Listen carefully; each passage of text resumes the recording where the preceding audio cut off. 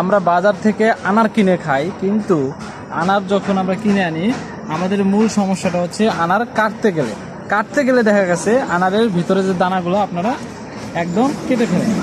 আর এই ভাই আমাদের আজকে কাটিং করে দেখাবে যে আনারটা কিভাবে কাটলে একটি দানাও নষ্ট হবে না। তো কাটেন তো সবুজ ভাই, সুন্দর করে কাটিং করে দেখাবেন।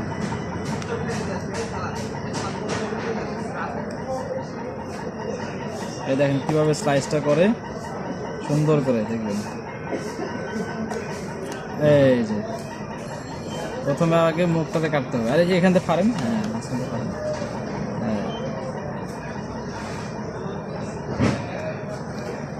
এই তো। আরো মাঝেরটাও করতে হবে। এই দেখেন একবার দেখছেন, এই যে আনারের একবারে এই আনারটা দেখছেন, এক পিস আনারও এখান থেকে কি হয়নি, মাঝখান থেকে কাটা পড়েনি, একদম সুন্দর করে কাটিং হয়েছে। ঠিক আছে, এভাবে আনারটা কাটলে একটি আনারও কি হবে না, নষ্ট হবে না।